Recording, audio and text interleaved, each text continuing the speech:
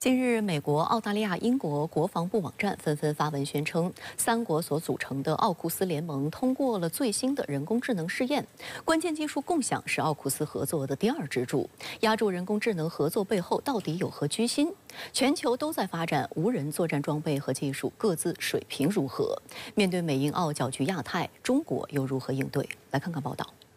美国防部指，奥库斯在美国陆军主办的多国项目融合演习中，试验了弹性自主人工智能技术。三国在海陆空以及网络等多领域战场测试了尖端自主和人工智能传感能力。声明指，这是为了实现多个国家以及多军种展开无缝联合的军事行动。深圳卫视注意到，美国防部消息稿花了大量篇幅介绍弹性自主人工智能技术，以及其中的一个叫做战术突击套件的插件。这是一款基于地图的应用程序，可以帮助无人机探测敌军的位置。这套软件在最新的演习中被运用在英国红色风筝无人机以及澳大利亚 XT8 无人机上。英国国防部指，相关技术一旦得到验证，将被纳入国家平台，提高美英澳三国在作战过程中的互操作性。英国部署了约500名陆军人员在该项目之中。澳大利亚的消息稿则着重突出了机器人车辆可信操作试验。三方在今年2月在澳大利亚南澳洲塔尔塔纳训练区也进行了相关试验，这也是奥库斯合作第二支柱的一部分。在相关领域的这种合作呢，很大程度上需要足够的资金，需要更多的这个人员需要更多的人才。那么这些方面可能美国凭借自身的能力都并不足以实现，所以也希望借助奥库斯来从其他国家尤其是这些有一定基础的美国的所谓盟友的手中去进行一个吸血，借助所谓的敏感技术作为吸引一些这个盟友跟伙伴的手段。在这个过程之中呢，奥库斯实际上也有可能会转为一个国防产业合作的联盟。深圳卫视注意到，美国如今推动与盟友之间的军事合作重点放在了打造互操作性上。这是美军发展所谓印太战略、打造对华综合威慑体系的关键。其中，奥库斯合作以及美日印澳四方机制是提升美国与盟友之间互操作性的重要平台。背靠美国提出的全新作战概念——联合全域指挥与控制，美英澳还在试图实现陆地、空中、海上、太空无缝信息共享，提高各国不同部队之间的互操作性以及协同作战能力。当前，美英澳在蓝熊幽灵无人机、挑战者2主战坦克等装备上都进行了自主系统与人工智能测试。侦察机以及声纳浮标是奥库斯人工智能合作的一个可行的应用场景。目前，美英澳三国都配备 P8 反潜巡逻机，以及漂浮在水中收集数据的传感器，也就是声纳浮标。美国防部的一名副助理部长霍洛维茨在今年1月的一场智库活动中透露，奥库斯正在研究一种算法，可以将声纳浮标所收集到的数据应用在 P8 反潜巡逻机上，从而更好地追捕敌方潜艇。不容忽视的是，人工智能被广泛运用于军事领域已经成为重要趋势。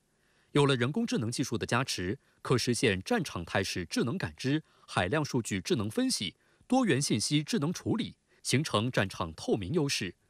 美国防部还在资助一个马文项目，目的是研发一套全新的算法，并打造成群的自主攻击无人机。在当前的俄乌冲突前方，从卫星照片到俄罗斯士兵使用的社交软件，各种来源的海量数据都被输入到了马文项目，以便美军获取大量的数据信息。目前，乌克兰方面已经开始使用马文项目所获取的信息，小型无人地面装备可能在未来的战斗中发挥更重要的作用。但这并不代表人工智能技术已经发展成熟。马文项目人工智能的识别率接近60%，在雪地条件下，这一数字骤降至30%，但士兵对坦克的正确识别率高达84%。那么对于美国来讲呢，炒作人工智能是美国的军事、经济，那么包括在整个国家层面的一个很重要的方向在军事方面包括在俄乌巴以的危机里面，人工智能技术的军事化应用，似乎也让美国看到了维持它现在的这种非对称优势的一种可能性。数据显示，到2032年，军用无人机市场预计将超过1000亿美元，这也意味着人工智能研发市场还有巨大的发展空间。在美国， 2017年才成立的安都瑞尔公司，主业是开发自主攻击无人机、无人战斗机和水下航行器。该公司的最新估值已高达140亿美元，刚刚拿到 F 轮融资。公司的90后创始人帕尔默·卢基年仅31岁，早已是五角大楼的座上宾。奥库斯测试了最新的人工智能作战工具，扬言这是为了应对中国。您对此如何看？根据美国防务新闻的报道，核潜艇是奥库斯的立盟之本，在此基础上逐步扩展到人工智能、机器人、超算、芯片、情报共享等领域。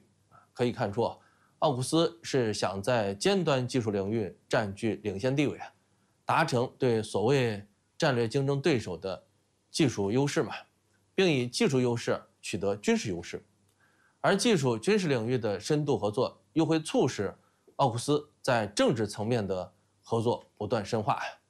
其次，奥库斯是一个主打对抗的联盟，这个联盟自成立之日起就是为了在印太地区遏制中国。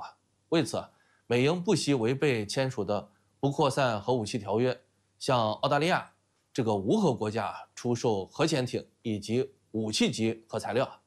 那现在呢，奥库斯又加紧测试人工智能的军事应用，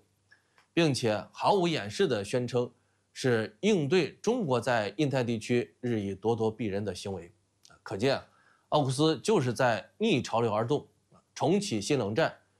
热衷对抗，严重破坏地区和平与稳定。再次，奥库斯是美国主导的一个亲密度极高的联盟，不同于北约，奥库斯是美国将第一级盟友拉在一起组建的联盟。美国一直呢是将盟友分成369等的，其中第一级盟友是五眼联盟的另外4个，再加上以色列、日本，而韩国在尹锡悦上台之后呢，完全倒向美日，现在呢也开始被美国视为第一级盟友了。至此，我们也能清楚地看到美国对奥库斯扩员的标准。美国的第一级盟友具有较强的经济、军事、技术实力，战略上进攻性强，主观上愿意追随美国对抗中国。如此一来，奥库斯在联盟方面先天具有稳固性，且美国在奥库斯联盟里说啥是啥呀，毫无反对声音，从而使美国打造出一个前所未有的遏制中国的新联盟。也正是因为美国认为奥库斯联盟里的其他成员国呢都是自己的铁杆小弟，所以美国才放心在奥库斯联盟里合作发展，共享敏感的尖端技术和情报信息。日本一旦加入奥库斯，会对奥库斯带来什么样的影响？日本加入奥库斯带来的最大影响是让奥库斯的实力大增。日本近30年虽然陷入发展停滞状态，但底子厚名义上的国内生产总值是世界第4。日本的军事实力呢，在世界上也能排到第7，而且日本工业发达，技术先进特别是在很多尖端技术领域处于世界前列，甚至领先状态。例如日本的富岳超级计算机曾经4次居世界榜首。在半导体领域必备的26种设备中，日本企业10种设备所占的市场份额超过50%。在电子束描画设备、涂布显影设备、清洗设备、氧化炉、减压 CVD 设备等重要前端半导体设备几乎垄断市场。